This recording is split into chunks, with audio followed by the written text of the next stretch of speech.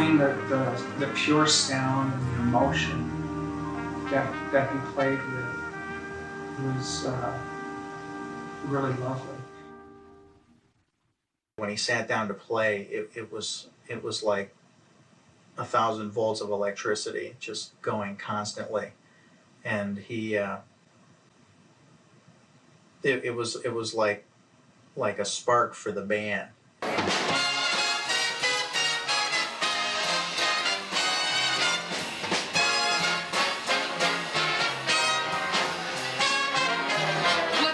The most important thing for a lead trombone player is to play with a good lead trumpet player, because the both of you got to lock up in order for the band to gel and to have spirit and spark and all that. Well, the way John played, with the sizzle that he had and that big, I mean, he had a big, wide sound. So it wasn't like a little pinch sound that you had to kind of grasp on and hold on to. I mean, it just kind of got you.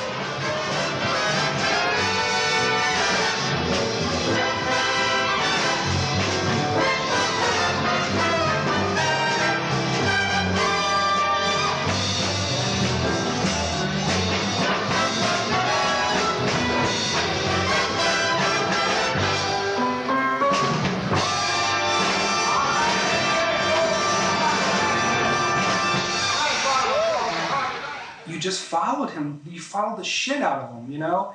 And he was, I mean, you knew exactly what he was going to do. You knew exactly how he was going to play the chart. Now, I don't know if it was mental telepathy or what, but he just made playing really, really easy. Every note was a solo quality note. Every time you got a chance to play the trumpet and you got a chance to sit next to him, that was a lesson. That was a gift, and that was a lesson that you couldn't afford to pay for.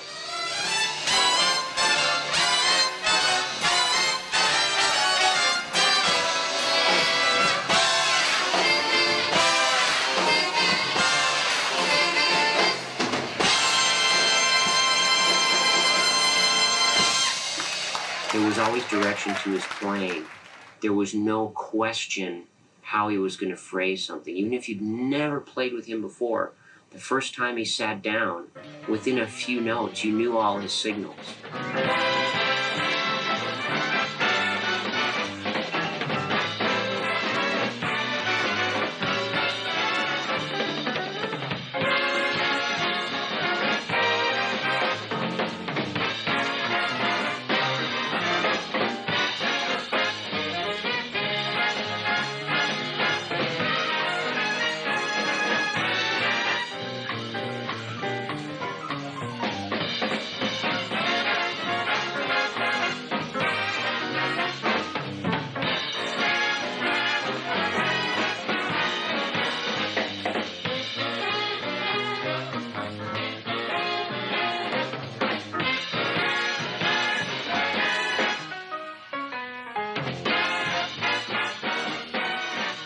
I remember the rehearsal, and it was going like, oh heavens, you know, this is going to be the longest 2.5, 3 hours of the day. And then Johnny came in, and the rehearsal took a different turn by his presence being there. And when John walked in the door, picked out his horn, sat down, all of a sudden the band was a different band.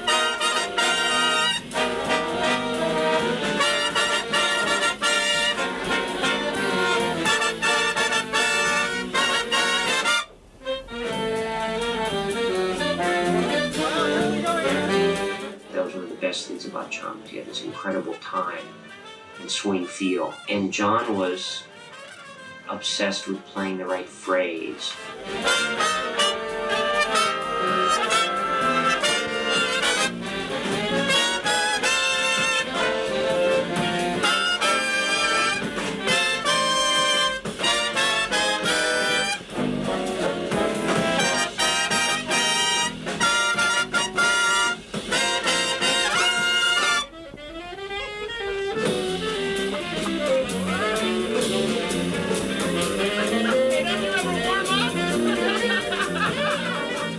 Man perks.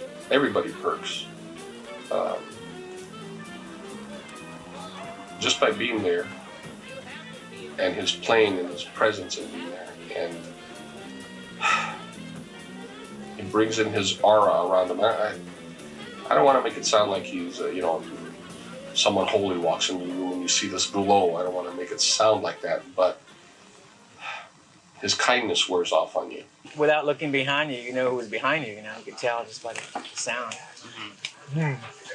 Maybe more recently involved with Buzz, and I feel so fortunate, was that as two horn players, as it basically pretty much always was for 8 years, what you're doing, because you're listening to each other so intently throughout the whole doggone evening, and of course, the more you do, the more of a groove it gets when you're bending and sweeping the food out to ba, ba.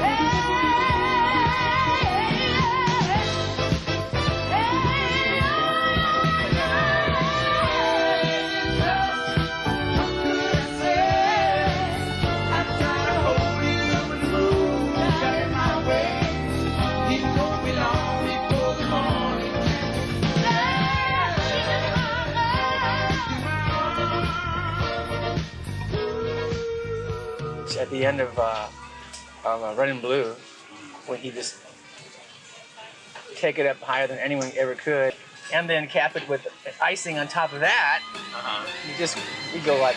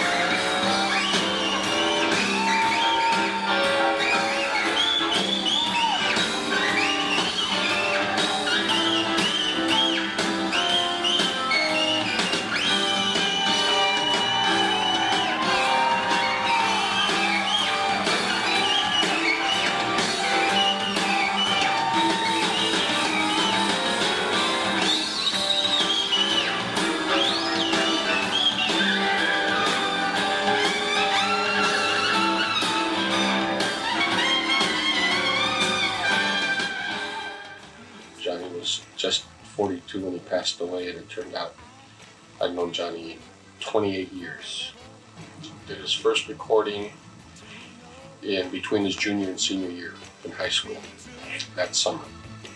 It was called Time Won't Let Me. At that time, going back to 1965, that was a big thing for a high school kid to do.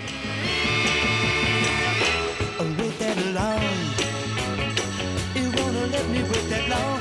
Wait. Hey, let me, baby, wait that long. I'm coming back. Wow, pretty baby, take me back. I'm coming back. Open up your arms and take me back. Oh, here I come. Wow, pretty baby, coming back to take me back. Here I come, baby, take me back to take me back. Open up your arms, I can't wait. Here I come, baby, John loved to eat, of course. We all know that. We had 5 full meals in one day. Those boys could eat, man. They could eat, and they were good at it too, man. They had it down to a T. Had to be 2:30 in the morning. He's like, "You hungry?" And of course, I'm like, "Heck yeah!" Got a couple of hamburgers and like one big bowl of fries. We got done eating there, and it was like now 3:30 in the morning. And he goes, "Want a snow cone?"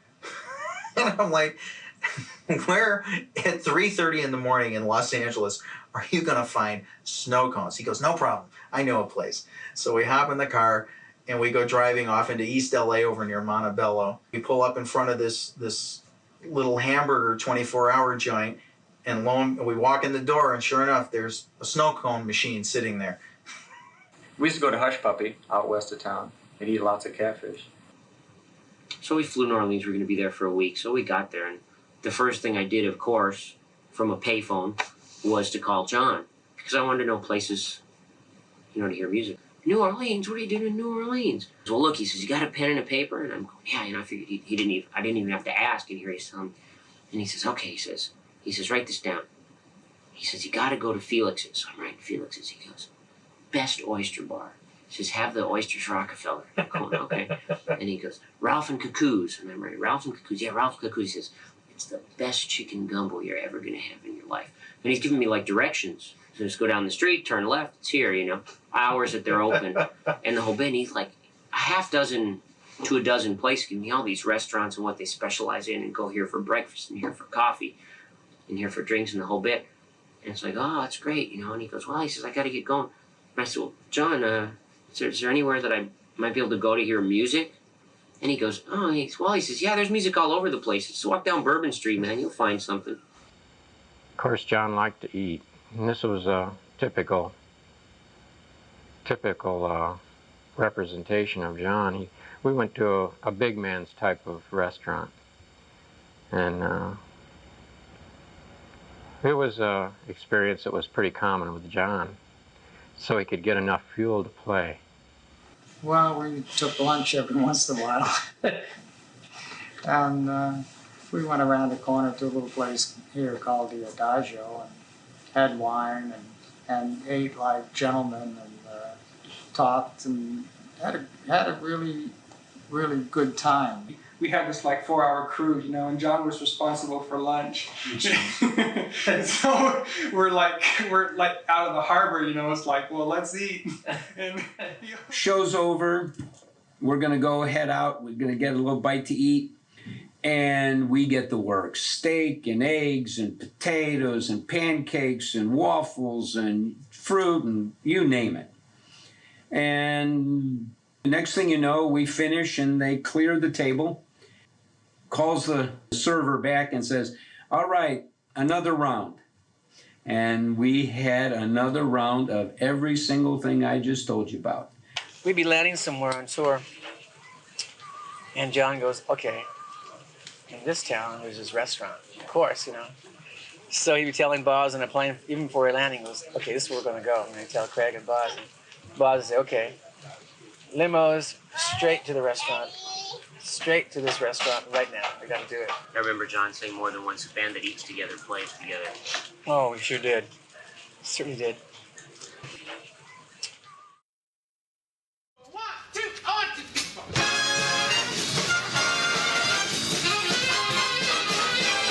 Trumpet players have terrible egos, and Johnny was laid back, was really relaxed,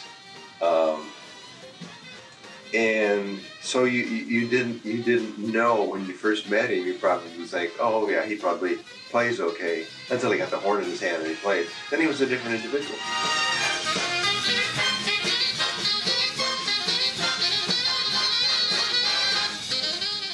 John really had no ego feeling when he sat down in the trumpet set. In fact, he never had an ego feeling to me anytime, anywhere. It was hard to believe that he was a lead trumpet player. When we say people have an ego, it's usually not complimentary. His was very complimentary, really. Yes, you have to have an ego to play the way he did. You've got to. You've got to. Yeah, I think he had an ego. I don't think that it stood in his way or got in his way. I don't think you could play like him and not have an ego.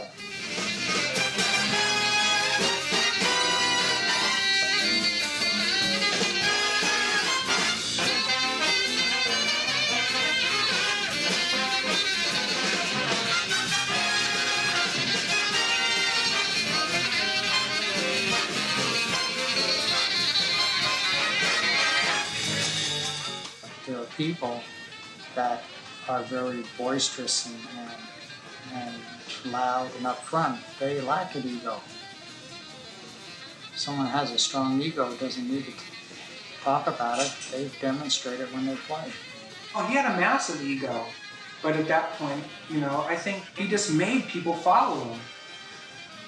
And how he did it, I mean, he was just so blatant about it, you know? He was just so blatant that, you know, if you don't, it's like, follow me or get the fuck out of the way because we're gonna go over you.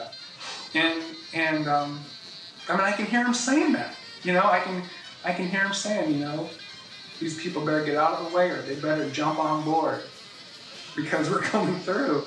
and you know, with you know, a combination of a twinkle in his eye and you know, a sadistic mad doctor, you know, the kind of combination of the two, and he just plowed right through it. People follow him. It was wild. It wasn't a selfish energy either. I mean, he really wanted the band to sound good, and he'd get pissed off if it didn't, you know, and he'd say, "I'll make this fucking band swing," you know, and he'd get furious, but he'd make the band swing, and the band would love him for it, you know. It was great. Mm-hmm. It was great to watch him do that.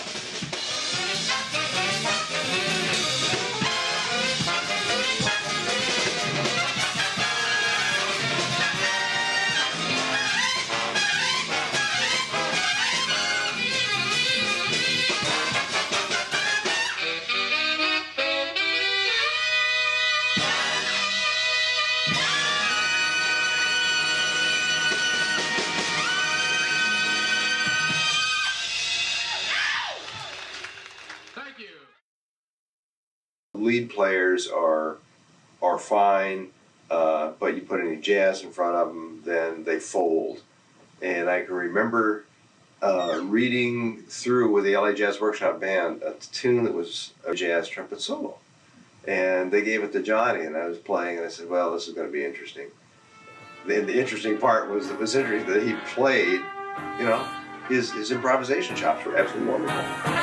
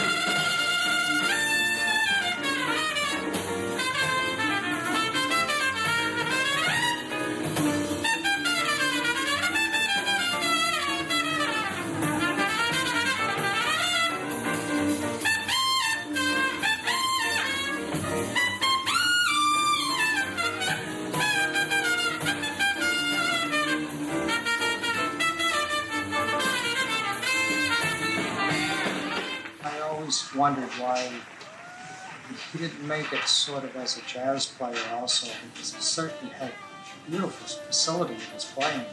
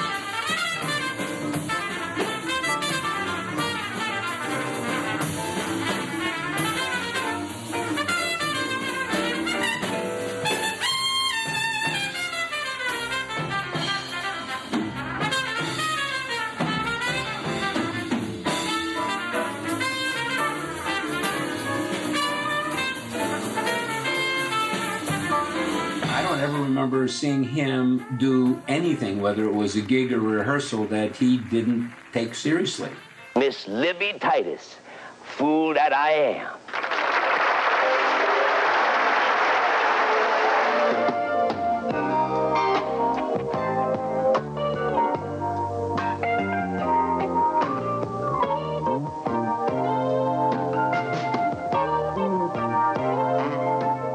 Johnny did this Libby Titus. Oh, he's playing his queen on. It was smash. But he didn't have anything to wear. So he goes back and just goes into NBC wardrobe back there in New York and pulled out some stupid looking blue blazer coat.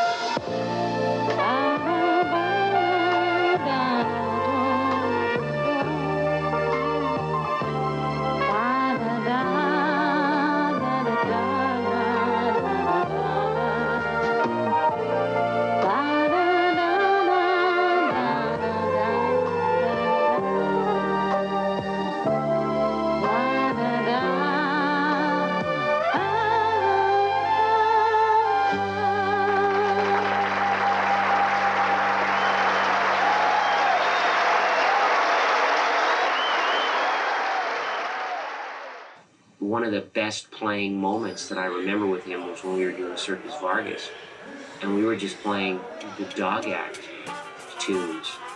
The style and the feeling was there. It was incredible.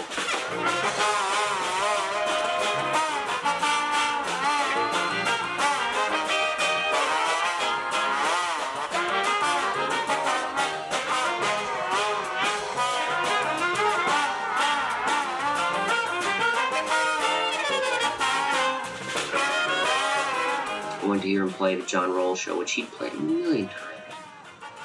And I went to hear it, and he sounded fabulous. It was just ridiculous. He sounded so good, playing lead and playing solos.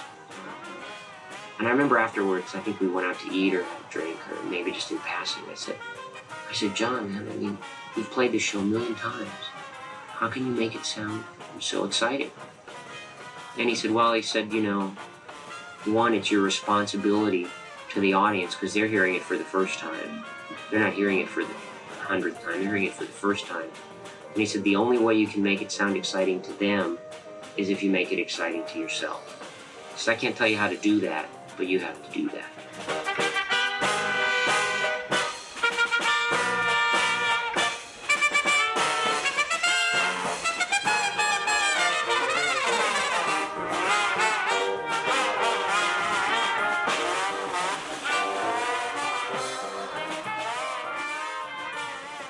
I don't remember an occasion where he didn't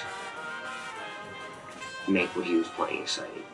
First of all, he's like always really enthusiastic, and even when he didn't feel good, he always was really enthusiastic. Always, you know, did his best. Had a really good feel for swing and rock, everything. Just had a really good feel for playing. John pulled the band along. He actually led the band. I remember him like getting behind me once and putting his hands on my shoulders and say, we're going to go through this room and I'm going to try to lead you. You know, and he's like pushing. And it was very uncomfortable.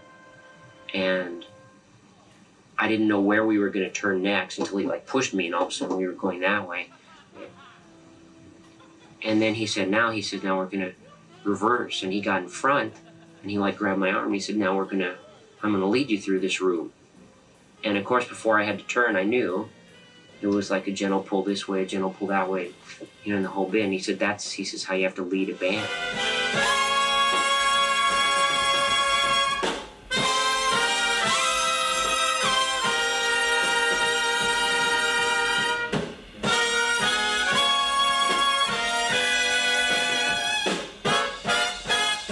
Sitting next to him was an experience because his timing was impeccable. The breathing, what he did when he would take something up an octave.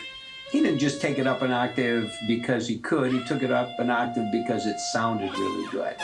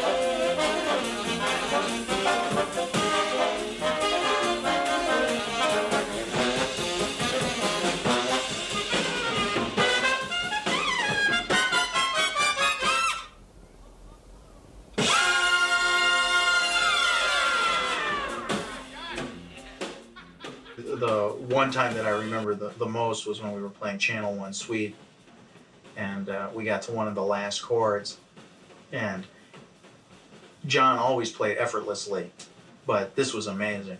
He played this G above high C, and it buried the band. It was never like a forceful sound, like he was having to force it to be loud. It was just emanating from all over the room. It was like he got the whole room to resonate at that pitch, and just it took over everything.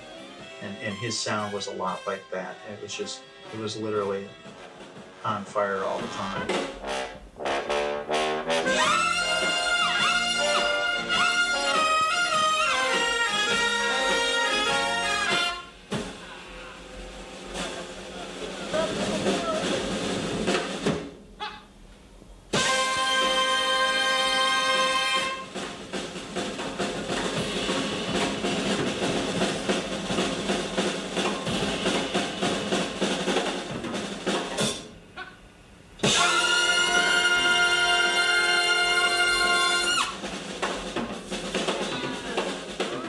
He always played well, but where he had an exceptionally good day or was exceptionally inspired, he'd laugh. I think he surprised himself sometimes. He didn't even think he could play that well. And John used to say we were like Ferraris idling at a stoplight, following plugs, trying to figure out how to keep running. He was just functioning on a higher plane. Baby, I'm gonna make it.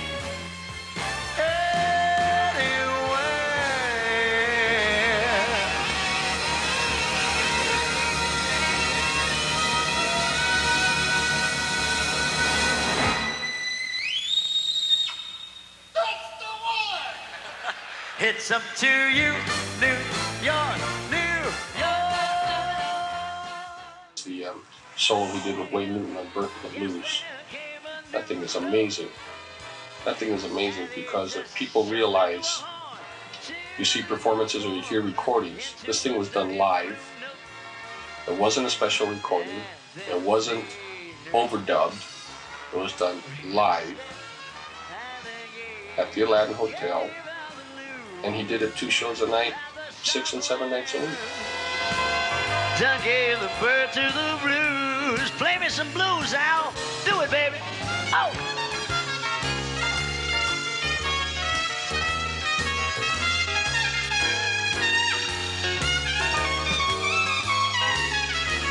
Get dirty, baby.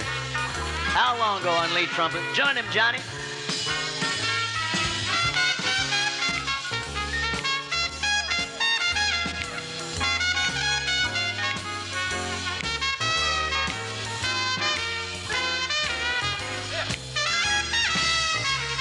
Johnny Madrid. You guys keep it up, you pardon my poor choice of words. I didn't say that. Go get him!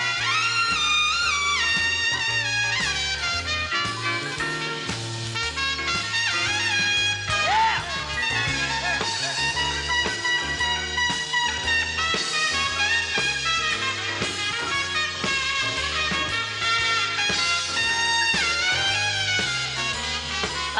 going Johnny Madrid, ladies and gentlemen?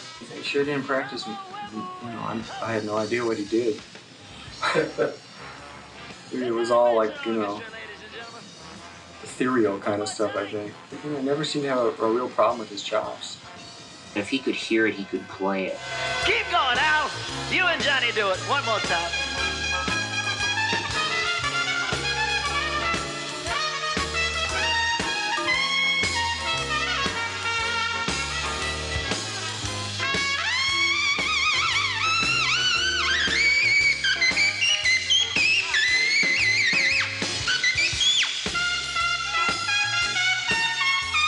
I'm gonna move over here. That sucker explodes, I don't want to be near it.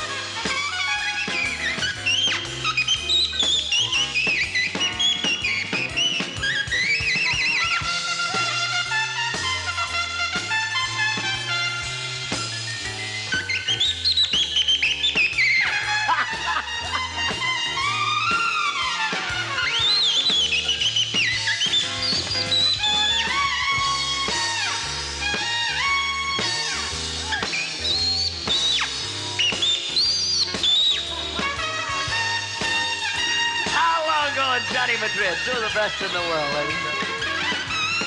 Now from the Whippoorwill, Howling Hill.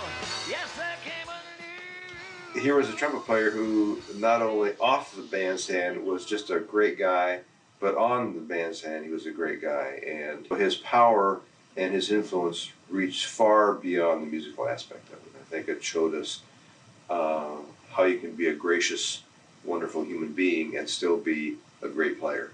Because I used to remember Johnny coming in, to the second band rehearsals and third band rehearsals, and he always would take time to tell the player or somebody that, how great they sounded, really sounds fine.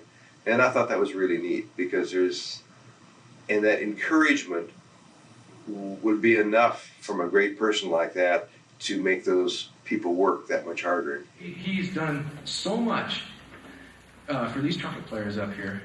And as an inspiration, he came out here, and I want to just say one more thing. He came out here and did a clinic for free, just because he's such a wonderful man. I was going to the University of Hawaii at the time, and the high schools in the area had their select orchestra and select jazz band. And I guess it was the night before they had done their concert, which the recording didn't turn out right. So they decided to come back into the band room and record it again, because this was going to be a record that everybody's going to be able to keep and cherish. And John is blowing a solo that is unbelievable. I mean, it is just unbelievable. And partway through the solo, he stops. And we're all looking around wondering what happened. Something went wrong. And nothing went wrong except for the fact that the high school band missed some of the background. The background wasn't what he wanted to hear. And he stopped, and they re-recorded it. And I have to tell you, his second solo was fabulous, but it wasn't as good as the first. And the part that's on the recording is the second one, because he cared more about the kids. It was pretty cool. He played better when John was around. Part of it was because I think you wanted to play better for John. No matter what stage of a trumpet player you were, if you were sincere about it, John treated you as though you were Lynn Nicholson or Maynard or Doc. To John, You know what I mean? To John, nothing was impossible. Nothing was impossible. Everything was possible, and it didn't make any difference what it was or how grandiose it was. Yeah. He broke it down to, that was easy, just step by step, and we'll get done. And he made you believe that it could be done. He was always encouraging. We talked about putting a band together a million different times, and he was always encouraging. We never did it. But after he left, you always felt like, I'm going to go do this now. And that's a good thing to have around. Because there's a lot of negativity, on these shows and stuff we do. And when you have a positive influence, it makes a difference. I think you'd want people to know anybody can do it. You practice, you apply yourself to it, you listen to the people around you that are helping you. Anybody can do it. Didn't matter who it was, whoever played, if they needed to know what to do or they wanted to learn something, he was always ready to teach. He told me lots of times, he said, if you can play lead trumpet, you can do anything. He was always gracious. He knew he could play very well. He knew he could do this. I love Johnny. He was so sweet.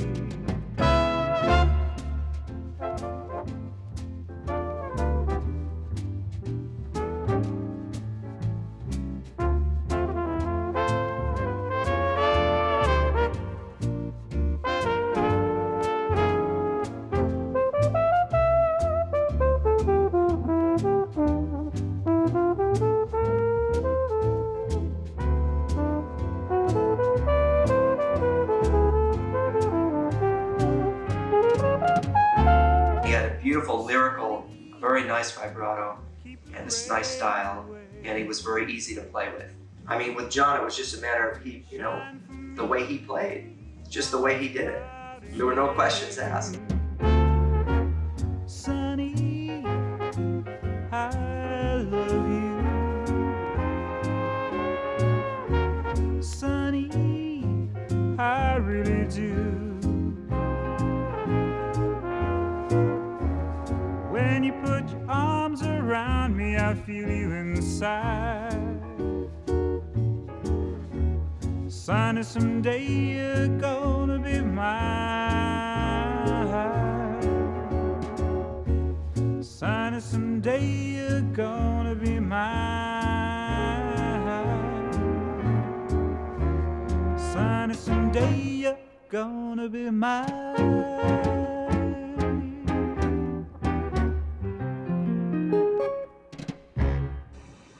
I think that was part of his thing. He was very intense. Did everything to the limit. Whether he was eating, whether he was drinking, whether he was playing trumpet. And so it was never 10% with John. And I think that was his demise.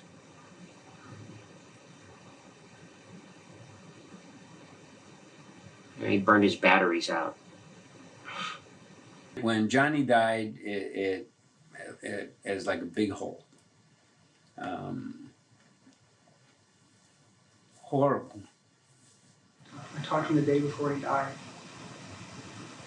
I was in my office, and he called me and said, "Just call and see how I was doing." I hadn't talked to him for probably a week or so, and I asked him how he was doing, and he of course said he was doing fine. I think that's one of my regrets about John toward the end, is he didn't want to admit that he was dying, and that made it hard for me because I wish I could have said goodbye to him. John had called about maybe 2 or 3 weeks beforehand, and I had tried to call back, and I never did get to talk to him. And then the next thing I knew, his sister had called and Bob had called and said he had died. I was just shocked because he didn't sound that bad on the phone. It was really very, very sad. It's a great loss to mankind. His friends and family lost big, and the music business lost huge.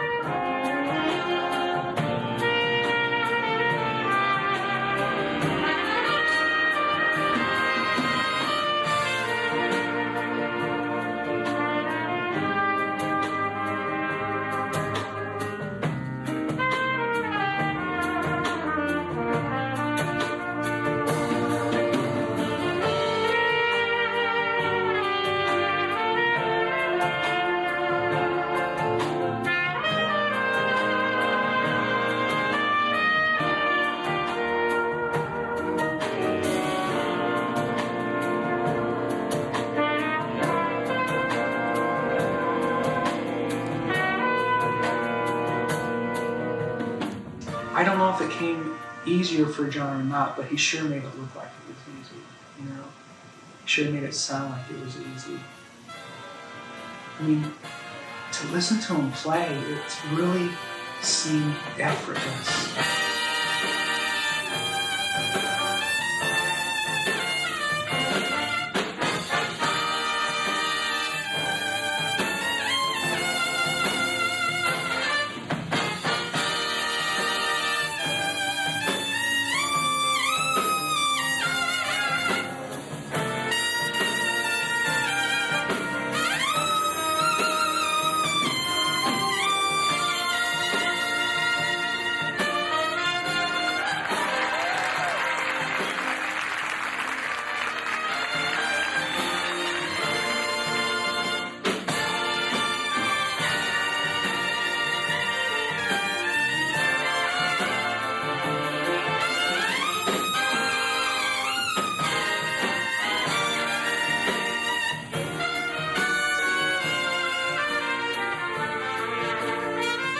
I'm not really good with a microphone, but I sincerely want to take this time to give thanks to Bill, the guys in the band, and my mom and dad, and to tell you how lucky you are really to have a great guy to play with.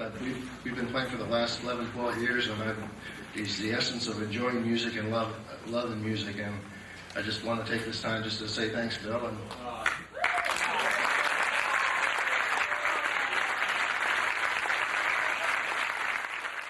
I asked him, I said, you know, I would just love to learn how to blow upstream or play some of those things. And he took a little bit of time and showed me a couple things, and that really changed a lot of my attitude toward playing. It was the fact that, wow, actually knowing how to do something and having the right equipment can make a big difference in the outcome. He definitely felt that equipment should be set up so that it works as efficiently as possible, so that you can put forth the least amount of effort and get the maximum amount of result. He'd go, yeah, that's an F above high C, and put the horn on and go, you know, nail an F above high C, because that's all the effort it takes.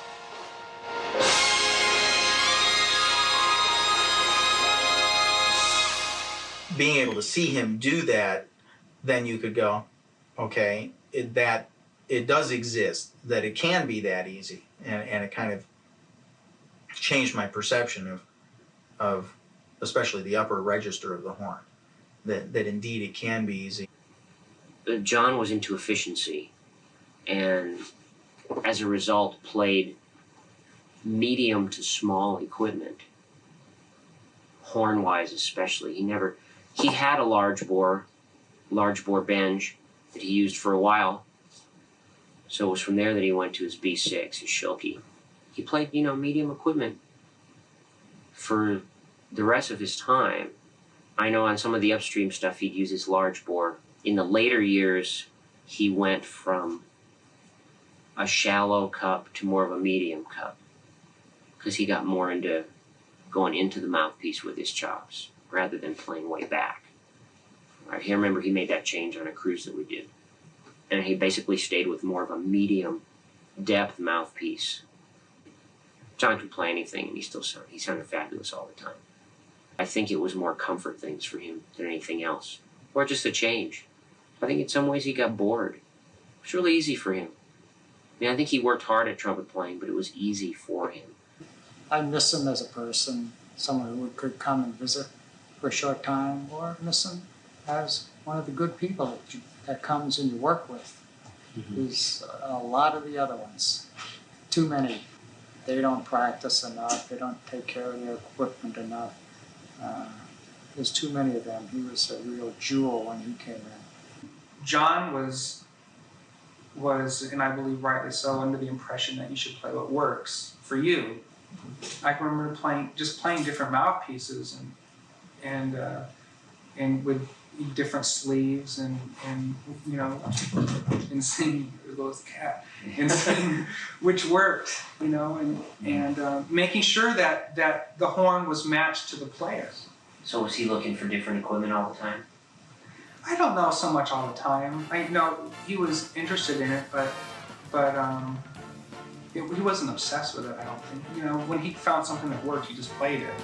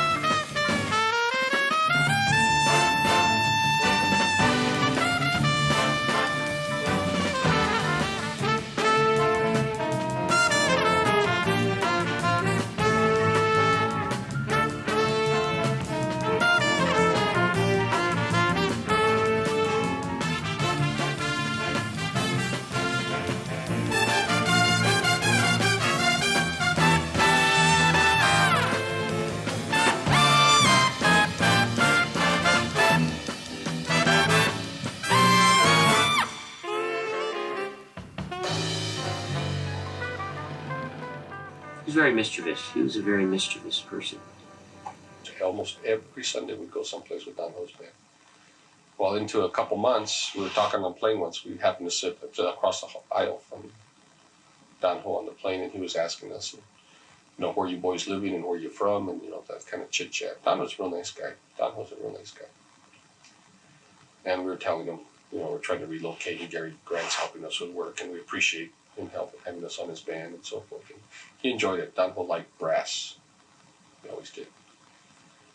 And Don Ho lived at a place called the Hilton Hawaiian Village in the Lagoon Apartments. And he said, well, why don't you come over and, you know, live in the building that I am, man? There's a lot of apartments there. Oh, we already checked it. You know, it was in the Hilton Lagoon. It had about a 3-month waiting list or more. There's about 18 people on the list in front of us. It was just a long waiting list. We filled out the forms and just let us know. The following Thursday or Friday, the manager of the Hilton Lagoon Apartments calls us at our apartment. Tells us he's got an apartment coming open for rent, a 2-bedroom apartment coming open for rent. They vacate on Monday. They're going to clean it on Tuesday. If we want it, we move in on Wednesday. Or he'll give it to somebody else, right?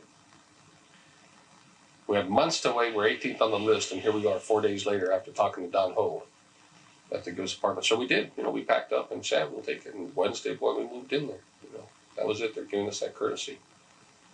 We had a lot of guys visit us all the years we were there. A friend of ours came over, a little skinny little kid, weighed about 90 pounds, sopping wet. Always wore a long sleeve shirt, buttoned to the top. This is Hawaii, huh? We're like, oh, funny guy, nice enough. But he and Johnny got into it. And he had a little short fuse, and so did John if he pushed him too far the wrong way. And so they got into it wrestling. And Johnny says, you know, if you keep that up, I'm throwing you out. I'm throwing you out in the hallway and just your shorts. And, yeah, you in what army, Madrid? You in what army? Well, they got in this. Johnny said, I don't need an army. I don't need any help. And I'll be damned. Must have taken about 8 or 9 minutes. He was just wearing his shorts. And Johnny locked the door behind him and threw him out there, and he wasn't going to let him back in until he apologized and decided to settle down. He was acting kind of cocky, kind of smart alecky, right? Johnny didn't like it. You know, we're too much of a family to have too much smart alecky crap going on. Goes down to the laundry room. Every floor had a laundry room. He went to the laundry room, and I don't know, some woman's clothes were in the dryer. Swear to God. Except he almost got us killed with the dogs in Mexico. We were out on the beach with Bill Yeager and a friend of ours, Susan, and hanging out. And these, like, wild dogs were out on the beach. They started coming at us, and John had this light. And he kept shining the light in the dog's eyes. And I kept saying, man, John, turn the light off, man. They're going to get bugged because you're shining it in their eyes. And his belief was, no, if we shine in their eyes, you know, it'll scare them away or whatever. Well, I don't know what the truth is, but if it had been me, I wouldn't have shined the light at him. But it was him, and he did shine the light at him. And these dogs were like coming at us, and I just remember barely getting back into the house, and the dogs were like barking for a while outside, and they finally left because there was no food. I think he almost got us killed. John called you and said, "We got to join the police band." What? Are you out of your mind? No, man. Mendez is playing in the police band. You know, retired cops and retired other people, a bunch of old timers, got together and played. And there was Rafael Mendez playing with his band. And I'd only heard about Mendez. I didn't even know he was still alive. And the next thing I know, I'm sitting beside him, playing with him. John's sitting on one side, I'm sitting on the other side, and Mendez is like really serious and kind of stone-faced and a little depressed even, and talking about that,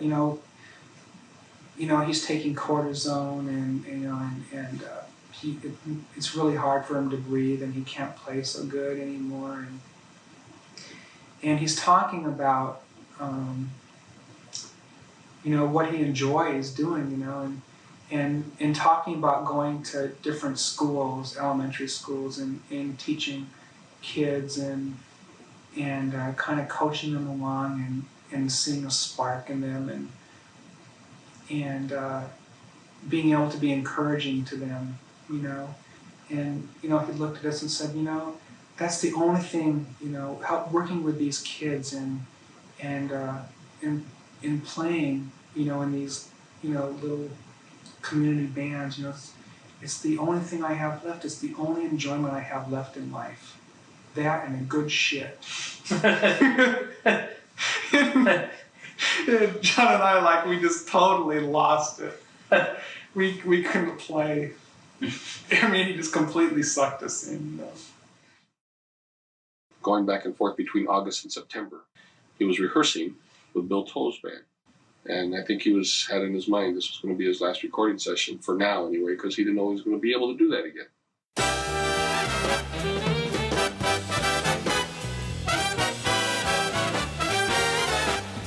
He kicked in the afterburners. He had a phrase where he says, playing the show and you're getting tired, you just kick in the afterburners and just keep on going. He used to say that all the time.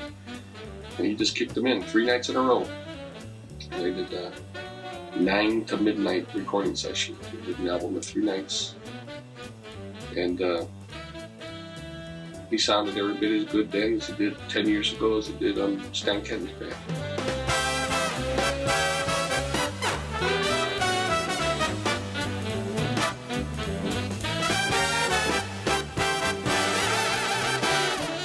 He just took charge, Someone had to take charge, and he was the one to do it. If I learned anything how to be in life, that's it.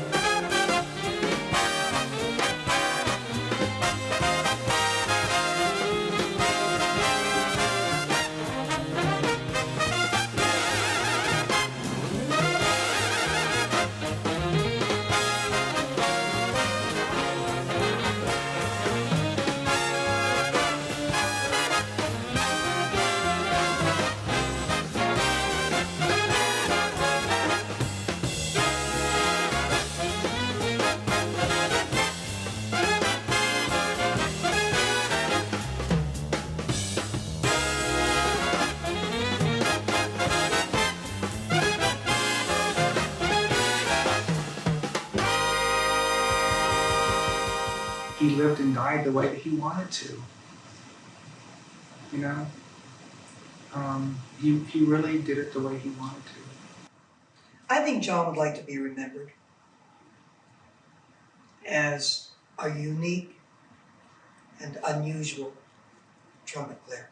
I think he would want to be remembered first for who he was, and then second for being one of the best trumpet players.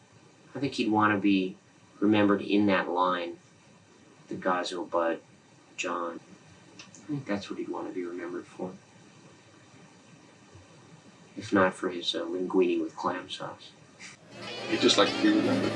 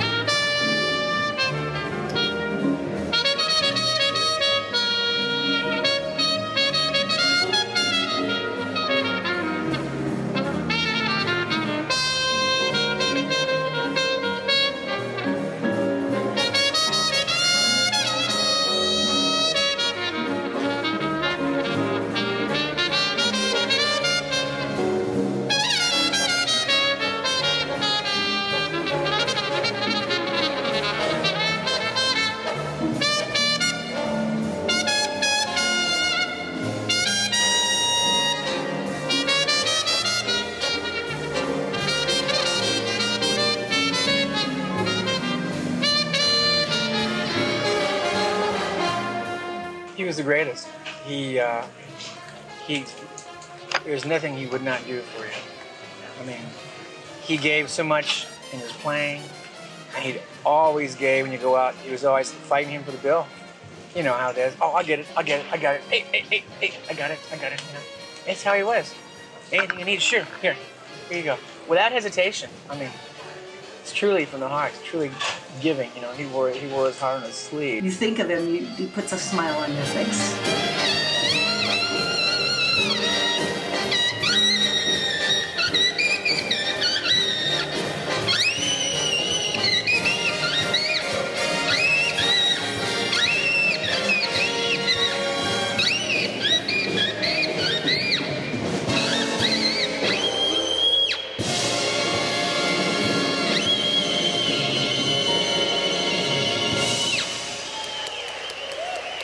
One of the greatest in the world, Johnny Madrid.